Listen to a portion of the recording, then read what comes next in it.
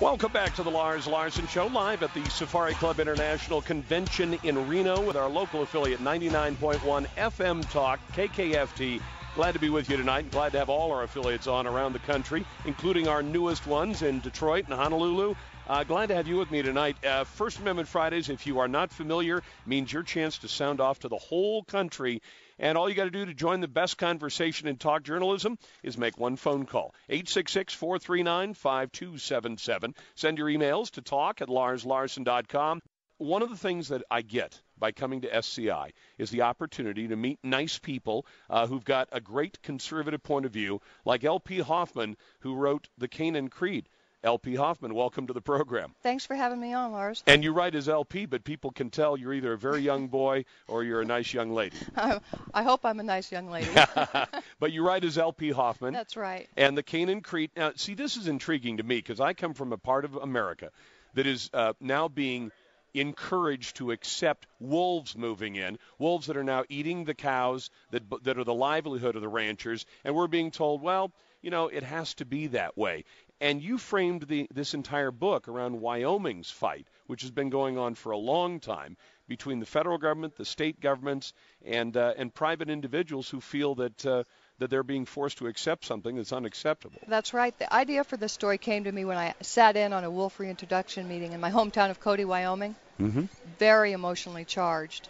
And I thought, why, you know, it occurred to me when I sat in on this meeting, why can't we love the land, the wildlife, and the people? Why do those three things have to be mutually exclusive? The book is basically embraces conservation, mm-hmm. because radical environmentalism does not work, and it hurts people and it hurts our environment. Now, you use, though, as the hero of the book, is somebody who's trying to push wolves back into the environment. Right. The heroine of my story is a wolf biologist, and I've warned several of my readers that don't be put off that the heroine begins the story as a radical environmentalist. I did that because I want to take the reader on a journey of questioning their philosophy and their ideologies, and so I chose a radical environmentalist to do that. So, how does this all come about? Can you tell us a bit about the story and about how how do you think this wolf problem is going to work itself out? We've got the federal government saying states are going to have to accept these animals back in. Mm-hmm. The animals are now starting to do real damage to big game, to That's livestock, right. Maybe to people at some mm-hmm. point. And for a long time, these things were viewed just as predators to be done away with. Well, the book is not pro or negative wolf; it's pro management and pro-conservation. And the flashpoint of the wolf reintroduction, I use that to deal with a deeper issue that's going on in American West, and that is it's a war of ideologies, and it's a war for people's livelihoods and their way of life. People are getting hurt, and they're part of the ecosystem, and there are certain groups out there that want to completely omit human beings from the ecosystem, and I wanted to give voice to the people who are suffering. You know, I wondered about that because a lot of times when people say natural, they mean not human.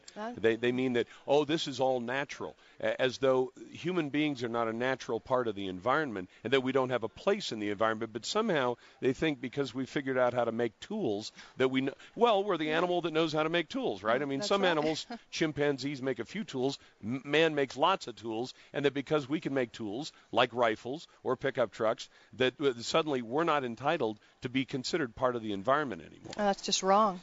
It's just wrong. There's no other way to put it. Human beings are part of the ecosystem, and if they're locked out if they're not vested in the whole process of protecting our environment, then actually it hurts our environment. People do things that avoid detection that actually hurt our environment. So people need to. Like the conservationists that are here at SCI, mm-hmm. I've been honored to be here and been honored to be invited here to be among a room full of people who are the true conservationists of this nation. See, and that's one of the things I love is putting challenging ideas in front of people. And I know there are people who listen to this show. About a third of the audience is self-described progressives and liberals who listen, I think, to get their blood pressure up. And then they call me and they tell me how wrong I am. And I invite them. I tell them, naysayers, go to the head of the line. Mm-hmm. We're glad to put you right at the head of the line. But I love the idea of telling them that a group that goes out and among its membership The thing that makes you a member, basically, other than paying the fees and all, is that you're a hunter. But that by being a hunter, you can be part of management of game. You can be part of making sure that game has a value, which then means that communities and countries are going to protect it. And without that, animals aren't going to be valued. That's exactly right. Exactly right. So I wanted to use fiction to raise awareness of this issue. I think it's been underutilized with the conservatives. The left has used fiction, and they own Hollywood. They own Hollywood. They've used, Happy Feet, Bambi. We can go back to Bambi, but they use fiction to get the message across, and it's working. And so I wanted to use fiction to tell the other side of the story. And sometimes they use fiction to get across a message that's not true. That's true. That's correct.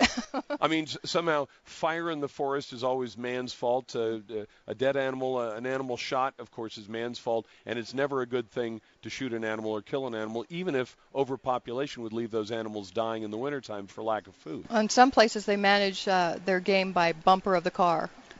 Exactly. Some states in America, certainly. Yeah. Tell people where they can find the book, The King and Creed. All right. Well, it's available on Amazon.com, BarnesandNoble.com.